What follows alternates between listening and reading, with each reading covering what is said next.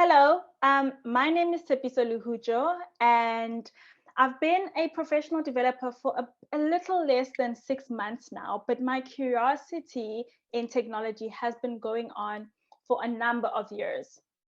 But before I get into technology and the topic of this presentation, let me give you a little bit about my background because I'll use it a lot in telling some stories and giving some examples with this topic. I'm from South Africa and I did my bachelor's in civil engineering. And soon after graduation, I just thought it would be the most brilliant thing to move to Sweden and do my master's here. And since then, I've kind of been stuck here. Not, not because something else is holding me, but because I've just been interested in the tech and innovation spaces. While I was doing my master's, I joined a lot of communities in startup and innovation, and that's really where the Pandora box opened up for me. So never in my life had I heard some of the technical tools and terms that people were talking about. I was hearing AI more often, machine learning, algorithms. And if I have to be honest, perhaps only until maybe 2 months ago did I really understand what the cloud was. Not that you should ask me what the cloud is, I know it in my head, right? So it's taken a long time, and really this is what technology is lately. It's a journey, right? And the journey for me started with being around a community in technology, listening and being curious, right? And then I was slowly learning, developing some coding skills and developing my digital skills. However, while I was doing that, something really struck out to me. And that was that there's generally a digital divide. It took me traveling so many kilometers from my home to really be able to tap into and have access to information about technology. And this is something that I've been exploring personally and professionally in my life since going on this journey within technology. And today I want to talk about how this divide can be bridged even with the lack of infrastructure. So to start, let's talk about what digital divide is, right? So digital divide, according to Wikipedia, is global disparities primarily between the developed and developing countries in regards to access in computing and information resources, such as the internet, and opportunities derived from such access. And that for me is what really struck out the most, right? Is the opportunities that having technology and digital skills brings about, and how some people are not able to take on these opportunities because of the lack of access that they have. Which means that as society, we are increasing kind of the ways in which inequality shows up itself in society. We've had poverty, we're dealing with food, water has been a big one in terms of inequality, but now really technology is also forming inequalities within our societies. I know that this definition refers to developed and developing countries in terms of the digital divide, but I would also like us to look into the digital divide more closely. For instance, you can have digital divide because of age. Technology has advanced so much in such a short space of time that some of our grandparents are honestly not able to keep up with the technology that we have access to today. And so even though there's a global definition on digital divide, I'd also like to draw your attention to some of the most local barriers to access that cause a digital divide in our society. I've listed here 8 of those, and I'm going to just briefly talk about some of them. They're all interlinked one way or another, right? And one of the most prevalent ones is physical access. Okay, so physical access involves how individuals are able to obtain computers and devices and smartphones, as well as access to networks, right? And that perhaps is linked to their financial access, right? As well as perhaps their socio-demographic access. Are they employed? Are they educated? So all of these things kind of interlink. Then there's also cognitive access as well as the design access. For you to be able to handle a laptop or a computer, you have to have a certain level of information literacy, right? Which brings about sort of what surroundings do you have around you and how do you access this information, which is linked to the institutional access. You know, do you get do you go to a computer at a library? Is it in your home? Is it at school, right? Because where you have access to this will inform on the awareness you kind of have for it. Then there's obviously also political, as well as what I found really interesting, cultural access, right? For me, my internet is mostly in English, and that's, I guess, fortunate enough that I can understand English, right? However, some people may not be so well versed in languages that are not so that are not supported on the internet, and so that will bring about a cultural inaccessibility for them, because they will not be able to understand the information on the internet so well, because it's not in a language that they are used to or that they've grown up in. And so that's also something that we should keep in mind. And it's sort of, I guess, linked to design access as well. You know, people have learning and different physical abilities, which we should be mindful of when we talk about people having access to like the internet and to devices, to physical devices as well. So that is the digital divide. And then the next thing I want to talk about is infrastructure. So just briefly talking about what infrastructure is needed to really give one access to the internet and to the opportunities that lie in the digital world, right? We have internet and mobile networks and end user devices and so forth.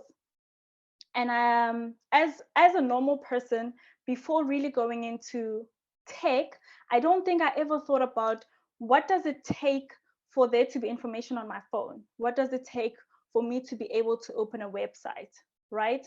And if you think about it, there's only so much that a normal citizen can do in terms of gaining infrastructure with all that's needed to have, say, the internet.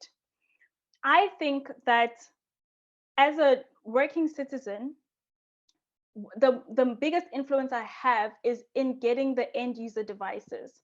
So I can find myself in an economic situation where I'm able to buy, say, a phone, a laptop, and something that I can access the internet with, right? But if I find myself then in a geographical location that does not have good internet, or actually like a good mobile network, then I'm limited in how much I can do, even though I have the physical device, right? And so at a certain level, the infrastructure is beyond my control, unless I am Elon Musk, right? And I can sort of put up my own satellites, but I'm sure he too has some restrictions on how much he can do. So as people, as citizens, we are sort of restricted on how much we can make use of technology, depending on where we are at a certain period of time, right? And so that is what we talk about when we're discussing infrastructure. And so today, I want us to discuss how we can bridge the digital divide in terms of learning to code if you only have access to a mobile phone and limited internet. And I'm sticking to smartphones because smartphones are one of the technologies that most households have. And a household on average does have access to a mobile network. Perhaps not broadband, not Wi-Fi at high speeds, but mobile network is there. So this is what I'm going to discuss.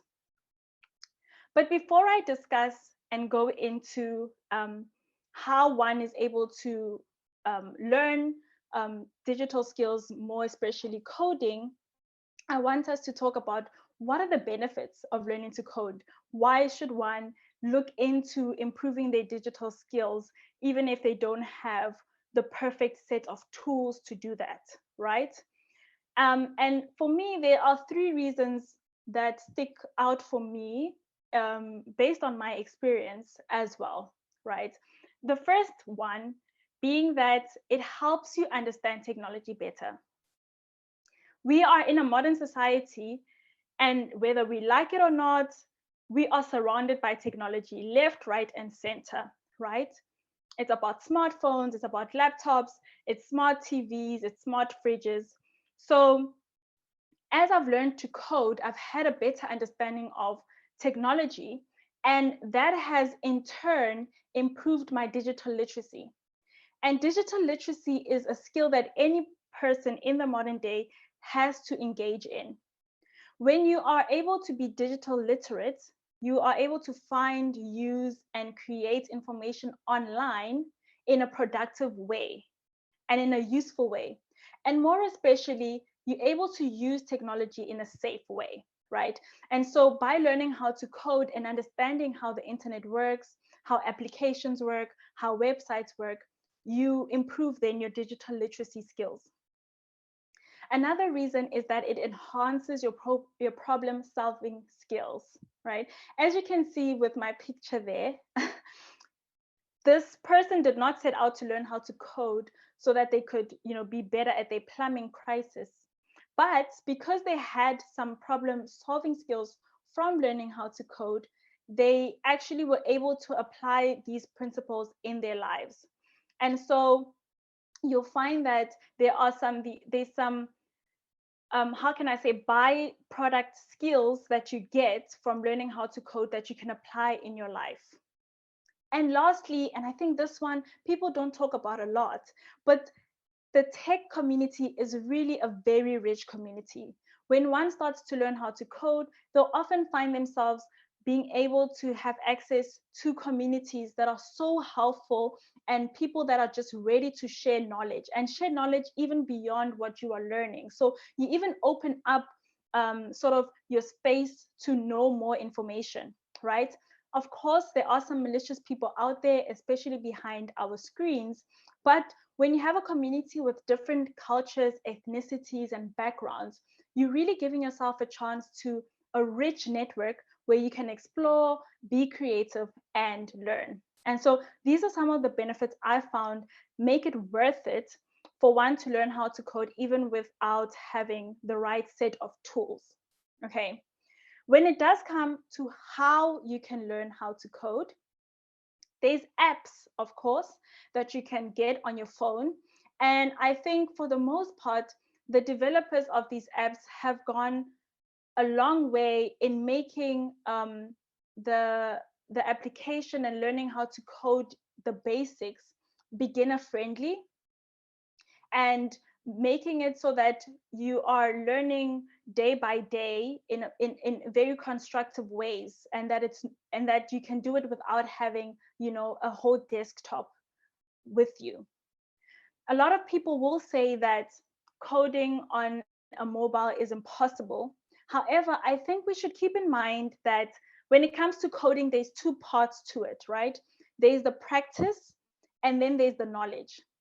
And I think that even if you can't practice in the most efficient way, which is typing on your keyboard and seeing, the results on another screen, the knowledge of the code goes a long way, right? So when I first understood that when I look at a website, the main heading is actually an H1 tag, right? I didn't have to code that, but I could understand that, okay, so somebody actually put this word hello world in H1 tags and it made this heading become a different size.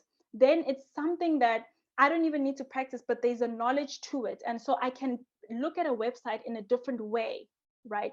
And that's what makes even just reading about code on apps or doing small exercising on apps worth it for me and beneficial in the long run. Okay. Of course, I'm also a fan of innovation. And so if there are people that are going an extra mile to bridge the digital gap, then I will mention them. And one of those is Jump to PC, which is a company in India. In a household, there's a high chance that there'll be a TV and there'll be a smartphone. And that's the opportunity that this company saw, right? To overcome the lack of computers, they are able to turn any TV into a computer by using their hardware. You get an app on the phone, and then you connect the hardware wirelessly to your smartphone. So the hardware makes it possible to connect the mobile phone to the TV wirelessly, and then you have a personal computer. Once you've set it all up, you have access to tutorials, educational content, and online classes. And so you can see that essentially you don't need a laptop. They've created a kit that you buy, you get a keyboard and you get a mouse, and you're able to improve your digital skills and learn how to code without needing a computer. If anything, I think this is actually a great idea, because we then don't have to add on extra devices in our households, right? And it reduces the e-waste. But that's another conversation. Lastly, I know I said I'd only be talking about how to learn how to code if you don't have a computer, but you have a mobile phone and limited internet. But I also want to make special mention to people that really do go beyond, and to show you some of the efforts that teachers and communities are taking to improve digital skills. I want to show you this teacher in Ghana who has been celebrated by Microsoft after he posted that he was teaching Microsoft Word to his students by just drawing the application on the board, because they didn't have access to computer and his own was also broken. Even though they didn't have a computer, they actually able to know what Word looks like, because this teacher made an effort to go an extra mile. It's about pushing the boundaries and creating that space for curiosity. Curiosity inspires, education empowers. Thank you very much. I hope you've enjoyed this presentation.